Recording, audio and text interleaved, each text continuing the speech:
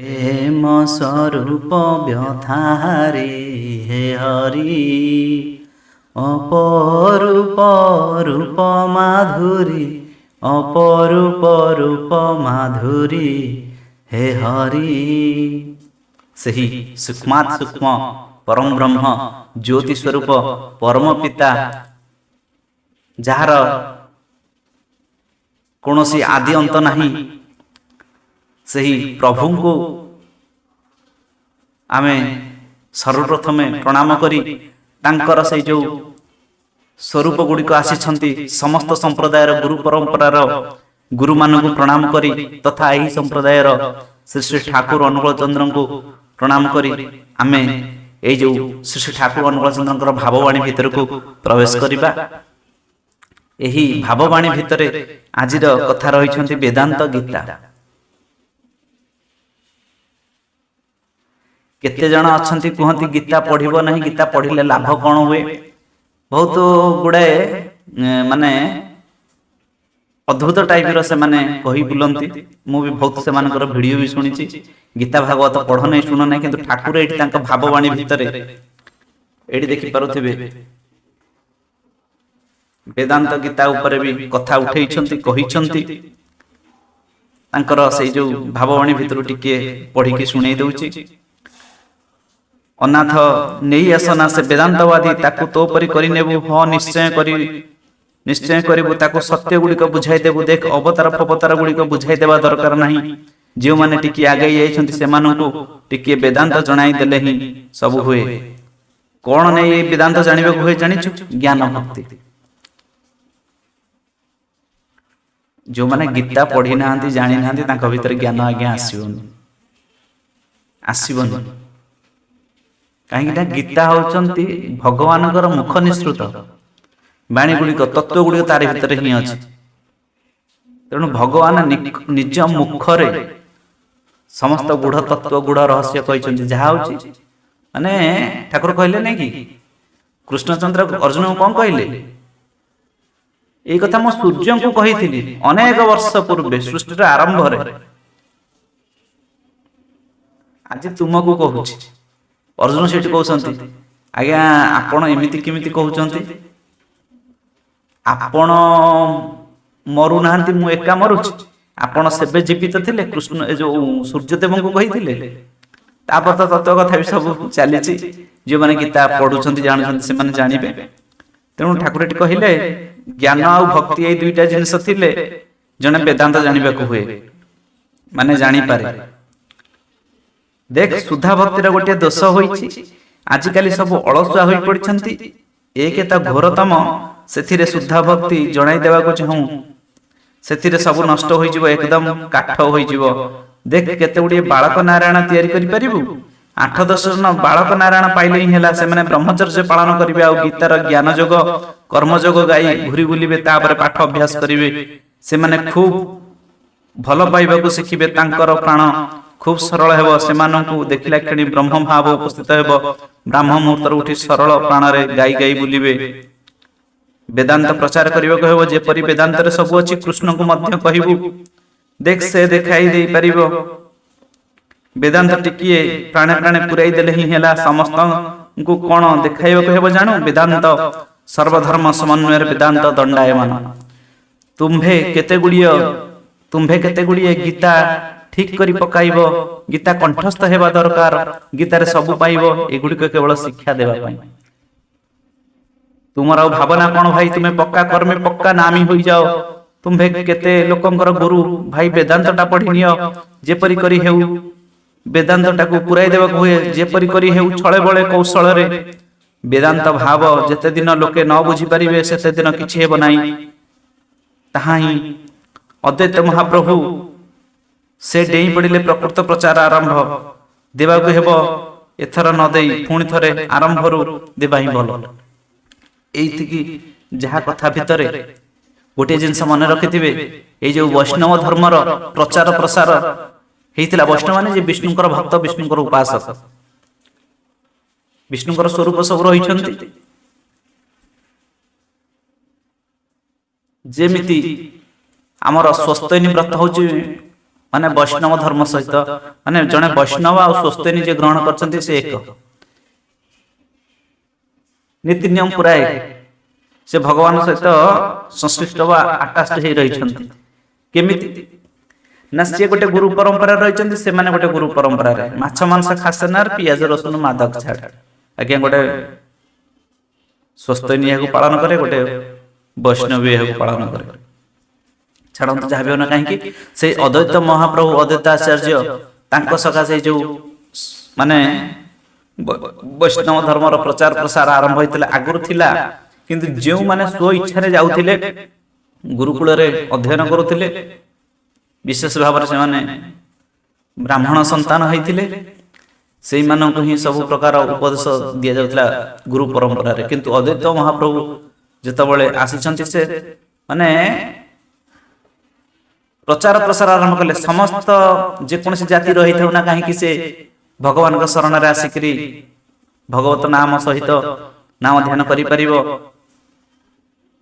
ଭଗବାନଙ୍କର ସେବା ପୂଜା ଅର୍ଚ୍ଚନା କରିପାରିବ, ତା ଜୀବନ ଗୋଟେ ସୁନ୍ଦର ଭାବରେ ଗଢି ତୋଳି ପାରିବ। ଏଇଟା ହିଁ ହଉଛି ବୈଷ୍ଣବ ମାନଙ୍କର ପ୍ରକୃତ ଧର୍ମ ଥିଲା।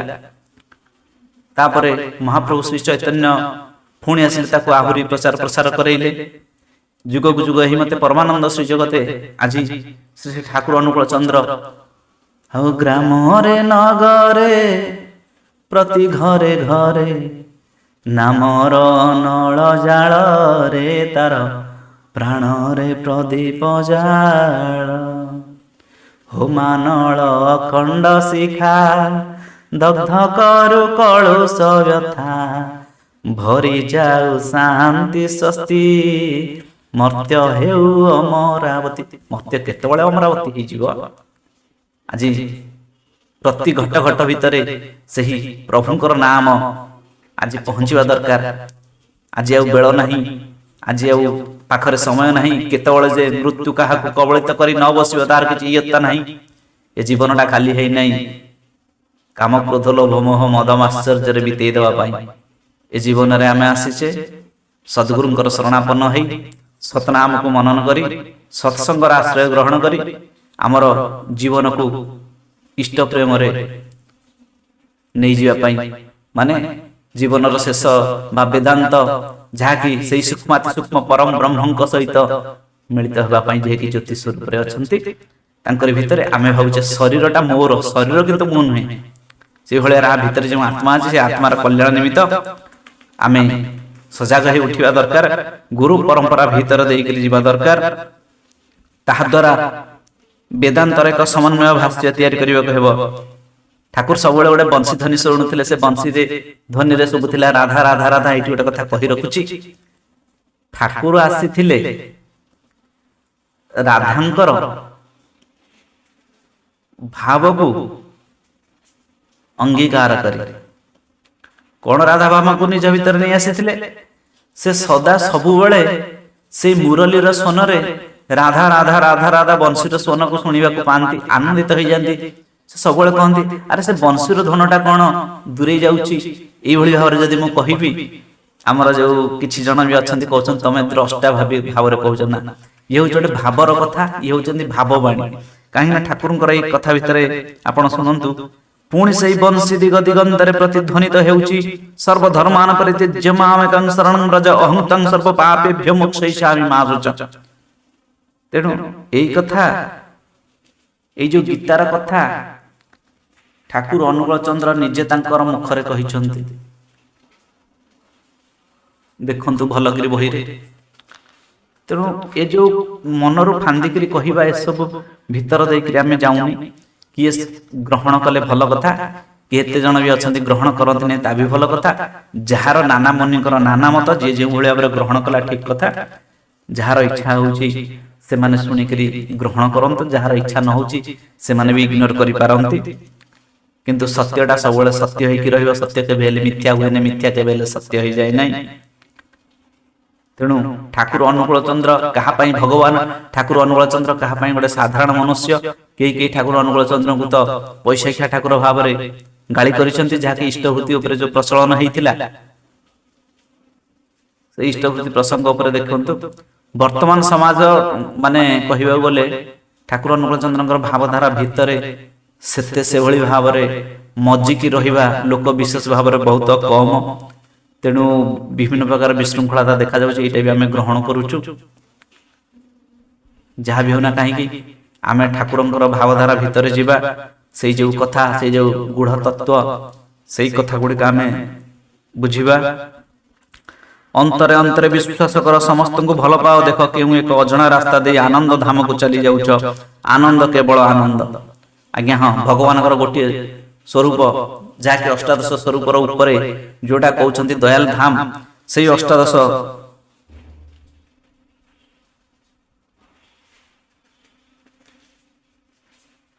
ଧାମର ସେଇ ଯୋଉ ଉପରେ ଅଛନ୍ତି କଣ ନା ଆନନ୍ଦ କେବଳ ଆନନ୍ଦ। ଠାକୁର ଯୋଉ କଥା କହିଲେ ଦୟାଲ ଧାମ କଥା, ଅଷ୍ଟାଦଶ ସ୍ତରର କଥା ଯୋଉ ପଡିଛି, ଯଦି ଗୋଟିଏ ଗୋଟିଏ କୁହାବ ଅଷ୍ଟାଦଶ ସ୍ତର କଣ, ଯୋଉମାନେ କହି ବୁଲନ୍ତି ଅଷ୍ଟାଦଶ ସ୍ତର, ତାଙ୍କୁ ଯଦି ପଚରା ହବ ଅଷ୍ଟାଦଶ ସ୍ତର କଣ, ତାହେଲେ ସେ କହିପାରିବେନି କଣ ସେ ଅଷ୍ଟାଦଶ ସ୍ତର।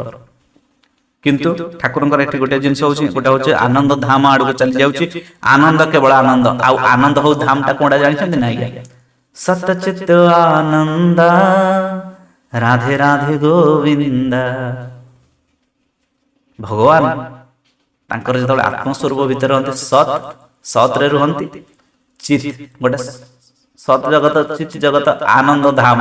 ଯୋଉ ଆନନ୍ଦ ଧାମ କଥା ଠାକୁର କହିଛନ୍ତି, ତା ଭିତରେ ଅଛନ୍ତି ସନ୍ଧିନୀ, ସମ୍ବିଧି, ହ୍ଲାଦିନୀ ଶକ୍ତି, এই যে ସବୁ କଥା ରହିଛନ୍ତି। ଯୋଉ ହ୍ଲାଦିନୀ ଶକ୍ତିଙ୍କର ସ୍ୱରୂପ ହଉଛନ୍ତି ରାଧା, ଯେଉଁ ନାମଟାକୁ ଆଜି ପର୍ଯ୍ୟନ୍ତ ସମସ୍ତେ ଗାଉଛନ୍ତି, ଯୋଉ ନାମଟା ହଉଛି ଅଜବା ନାମ, ଯାହା ଭିତର ଦେଇକରି ସମସ୍ତ ତତ୍ଵ, ତଥ୍ୟ, ପ୍ରେମ, ବିଶ୍ୱାସ ସବୁକିଛି ତାରି ଭିତରେ ନିହିତ ଅଛନ୍ତି, ଯାହାକି ହେଉଛନ୍ତି ଆନନ୍ଦର ଉତ୍ସ। ସେଇ ଧାମକୁ ଚାଲିଯିବା, ଯେଉଁଠି କେବଳ ଆନନ୍ଦ ହିଁ ଆନନ୍ଦ ଅଛି। କାହିଁକି ନା ସର୍ବଧର୍ମାନ ପରିତ୍ୟଜ୍ୟ, ସମସ୍ତ ଧର୍ମକୁ ପରିତ୍ୟାଗ କରି କେବଳ ମୋର ଶରଣରେ ହିଁ ଆସ। ଗୀତା ସମସ୍ତଙ୍କୁ ପଢେଇବୁ, ବୁଝନ୍ତୁ ବା ନ ବୁଝନ୍ତୁ, ଶୁଣନ୍ତୁ ବା ପଢନ୍ତୁ, ଦିନେ ବୁଝିପାରିବେ। ଗୀତା ଅନେକ ପ୍ରାଣ ତିଆରି କରି ଦେଇଛି। ବେଦାନ୍ତଟାକୁ ପଢିବାକୁ ସମସ୍ତଙ୍କୁ କହିବୁ, ଆଉ ସାବଧାନରେ ହିଁ ସେଇ ଭାବରେ ଚଳିବାକୁ କହିବୁ। ଆଉ ଗୀତା ତାହା ଚଳାଇ ନେଇଯାଏ। ବେଦାନ୍ତ ପଢି ଚଳି ନ ପାରିଲା, ବେଦାନ୍ତ ପଢି ଚଳି ନ ପାରିଲେ ଗୀତା ଚଳାଇ ନେଇଯାଏ, ଗୀତା ନିର୍ବିଘ୍ନରେ ନେଇଯାଏ। ତେଣୁ ଠାକୁର ଏଠି ଯୋଉ ମୁଖ୍ୟ ଭାବରେ କହିଲେ ଗୀତା ନିର୍ବିଘ୍ନରେ ନେଇଯାଏ। ତେଣୁ ଗୀତାର ପାଠକୁ ନିହାତି ଆବଶ୍ୟକ। ଦୈନନ୍ଦିନ ଜୀବନରେ ଗୀତାକୁ କଣ୍ଠସ୍ଥ ହେବା ଦରକାର। ଠାକୁରଙ୍କ ନିର୍ଦ୍ଦେଶ ଏଇଟା ଅଛି। ଯୋଉମାନେ ମାନୁଛନ୍ତି ମାନନ୍ତୁ, ଯୋଉମାନେ ଅମାନ୍ୟ କରୁଛନ୍ତି ବି କରନ୍ତୁ, ନିଜ ନିଜ ଇଚ୍ଛା ମନ ମୁତାବକ।